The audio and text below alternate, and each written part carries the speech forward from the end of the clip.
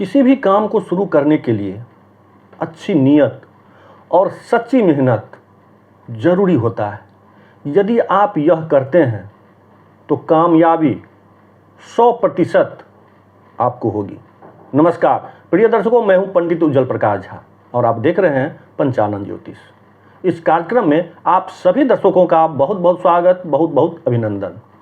दर्शकों, आज हम बात करेंगे मई महीने का मेष राशि संपूर्ण राशिफल जो ग्रह कुंडली, वैदिक ज्योतिष और ग्रह गोचर के आधार पर हमने तैयार किया है।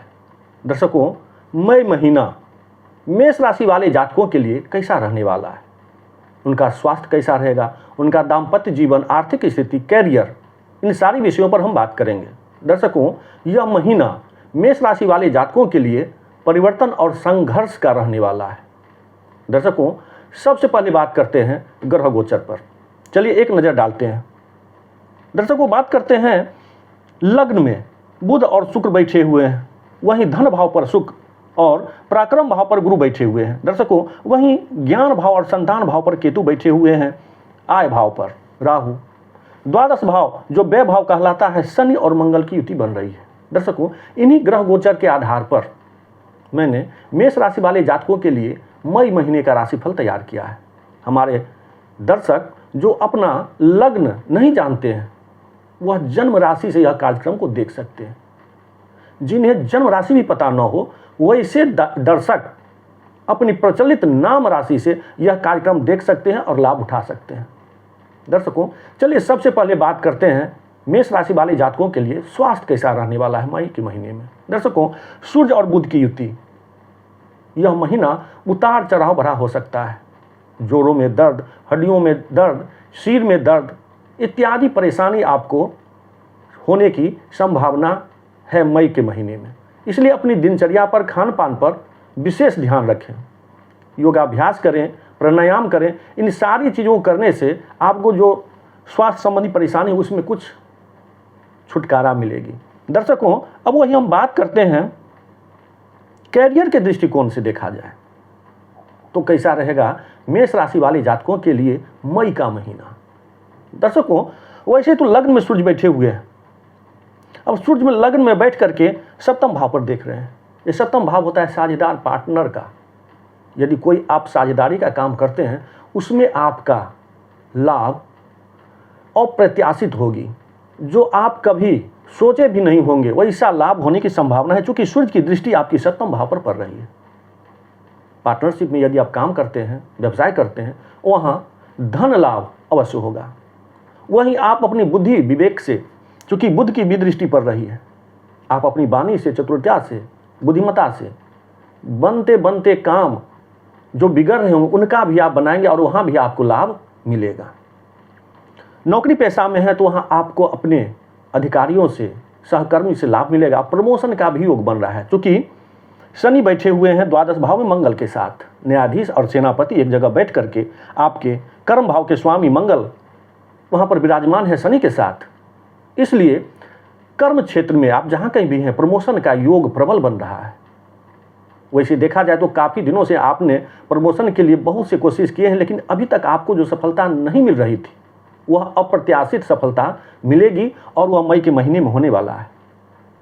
कर्म के क्षेत्र में स्थानांतरण का भी योग बना, क्योंकि व्यय भाव में बैठे हुए हैं आपके कर्मेश मंगल के साथ। दूर का यात्रा संभव है, वह भी लाभकारी।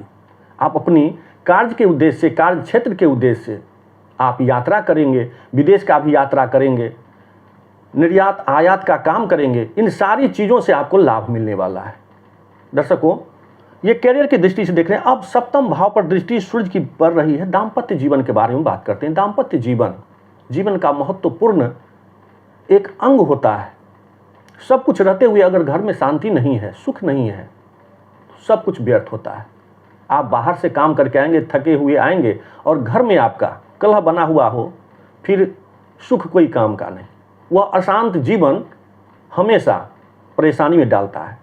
दर्शकों, सूर्य की दृष्टि पड़ रही है सप्तम भाव पर, थोड़ा परेशानी होने की संभावना है। इसलिए अपनी क्रोध पर और वाणी पर निश्चित रूप से ध्यान रखेंगे और इस पर नियंत्रण रखेंगे। अथवा बुध की भी दृष्टि पड़ रही है।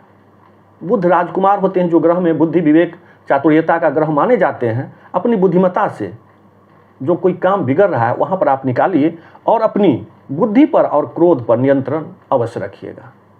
दर्शकों, अब हम बात करते हैं आर्थिक स्थिति कैसा रहने वाला है। मेष राशि वाले जातकों के लिए यह मई का महीना राहु विराजमान है लाभ भाव पर और लाभेश मंगल के साथ व्यभाव पर।